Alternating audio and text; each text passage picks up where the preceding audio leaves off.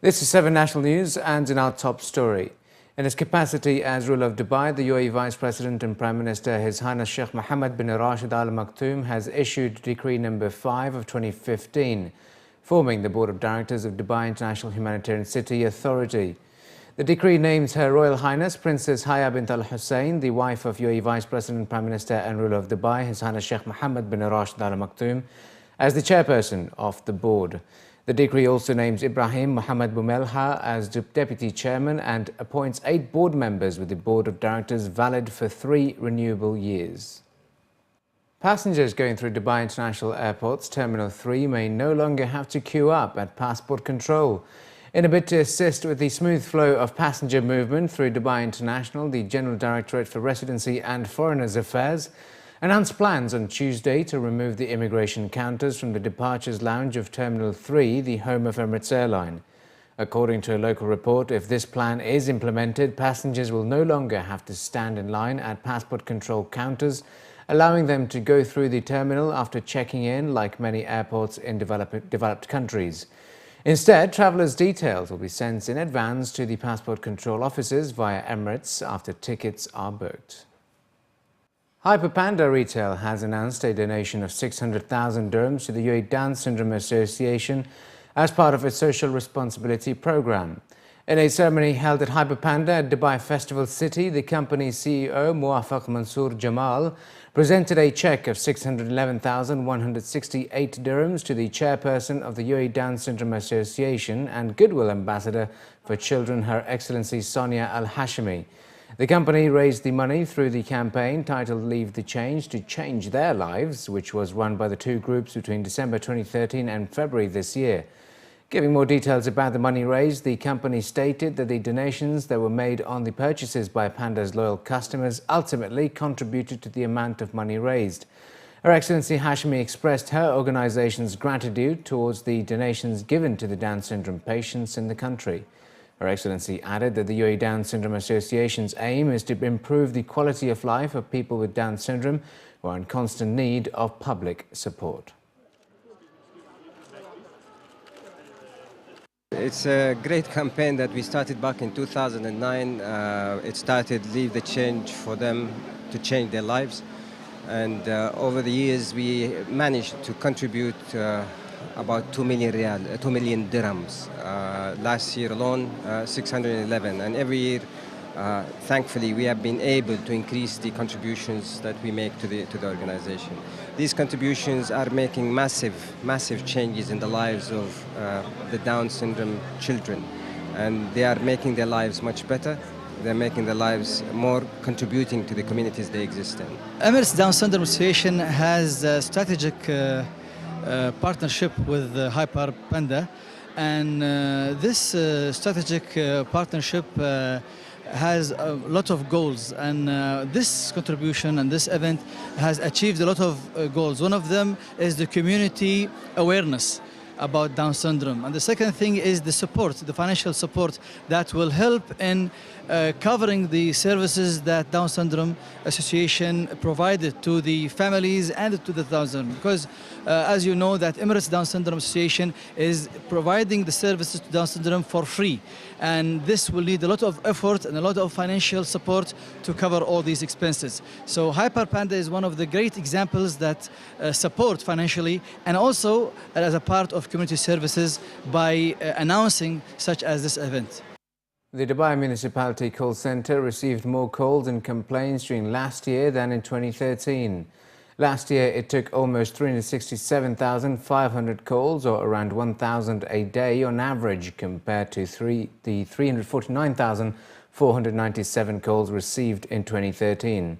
130,800 of the calls were complaints or alerts regarding various issues, representing around 1/3 of the total calls. Most of the calls were related to pest control services and sewage disposal or drainage over the 2 years. In 2013, calls about stray animals were also common. Last year, calls were mostly about the cleanliness of food establishments and main streets.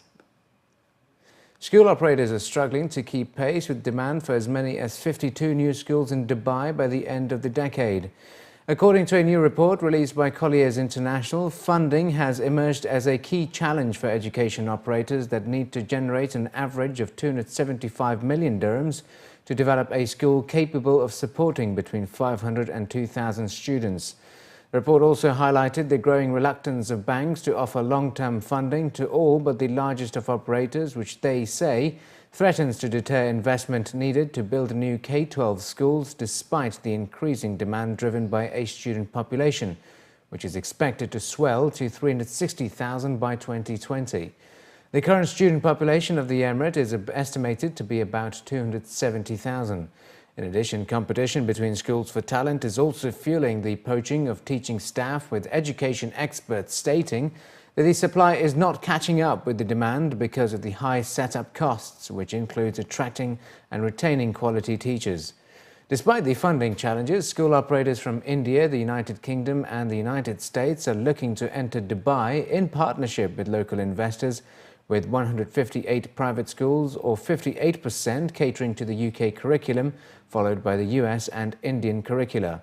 Colliers also highlighted the large expat population of Dubai-born between 1965 and 80, referred to as Generation X, as one of the main factors behind the growth of private sector education in the Emirates.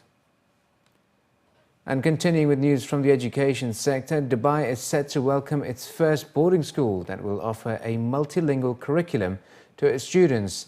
At a press conference, senior officials from the Swiss International Scientific School in Dubai announced that they have started to accept applications for admission for the 2015-16 academic year.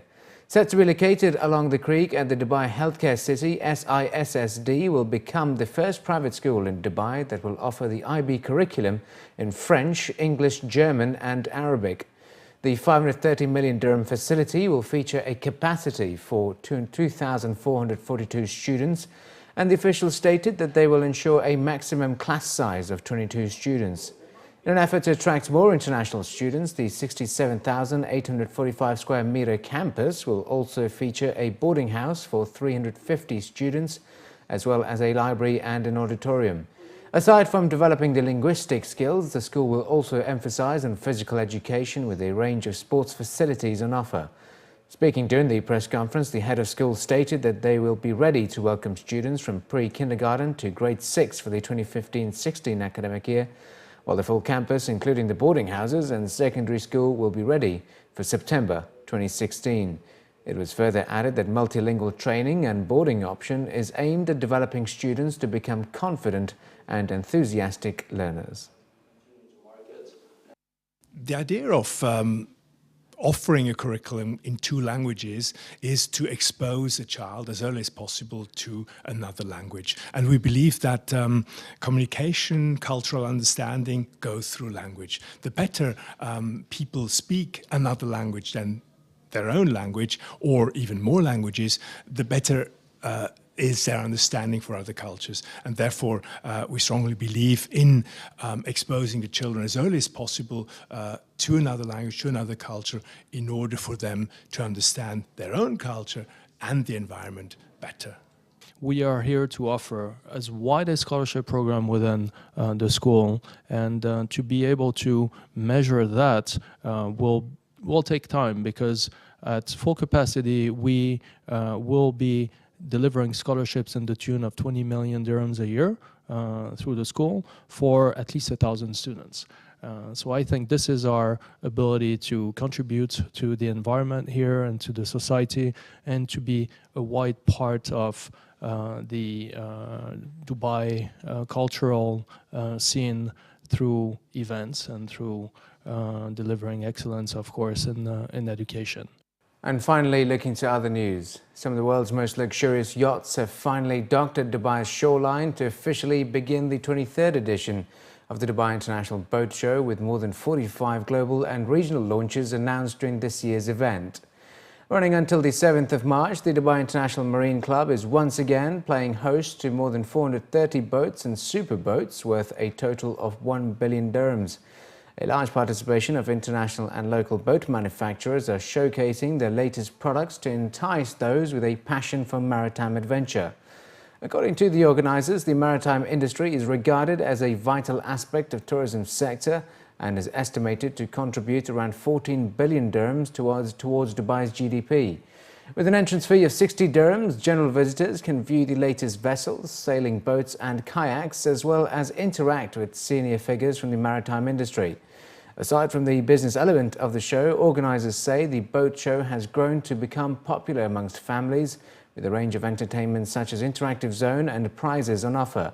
Speaking during the media tour, the senior advisor of the Dubai International Boat Show said passion for marine excursions among boat owners is expected to grow due to the upcoming attractions such as the Deira Islands as well as the Dubai Canal project. If he based in Dubai and stay here, yeah, I think so. With this is going for, especially people now, they are looking for mid-range boat, 75, 85 feet. Other people, they're looking for big yacht, which is they take him around to Salalah, Masandam, maybe they're cruising to Europe. There is a demand, there is a request, there is also mentality of people where to go and how long they want to use it. And especially in Dubai is become as a major hub for tourists. So some of them, they might be use it for not for their own personal, but for his company. Because if you can see now in the lagoon of Dubai, the different size of the boat there with different entertainment. So this is the market, not for own person, but is for his company. Among the stunning boats that will surely captivate the attention of the visitors is San Lorenzo's 40 alloy worth 20 million euros. Custom made for a member of the Al Maktoum royal family by the Italian manufacturer San Lorenzo, the 40-meter super yacht features a sporty look and can reach a maximum speed of 27 knots. According to their representative, boat owners from the region often seek personalized designs when purchasing such large-sized vessels. Meanwhile, UAE-based manufacturer Gulfcraft are showcasing the 61 million dirham Majesty 135 and the global launch of 35 million dirham Majesty 122. Gulfcraft also launched their new brand Nomad yachts with sizes ranging from 65 to 95 feet to attract those seeking a comfortable experience at sea. We get all sorts of requests. I mean, some people want, it's like designing a new home. Some like it modern, some like it more classier, some like different materials, some people like leather, some people like soft fabrics. So, I mean, if you look through brochures, you will see the same boat. There's never the same boat is never done twice. You only have one boat. I mean, we cannot have a customer come and say, I want a replica of this one. It will not work because we need to also distinguish customers and each other. So if a customer designs a boat, that boat has to remain unique. This is my preferred yacht. I mean, I like the 40 alloy. It's a very sporty boat. It's owned by a young gentleman from the royal family. So it says a lot about his character. So it's a beautiful, gorgeous boat, very sporty looking, and I mean, a great performance.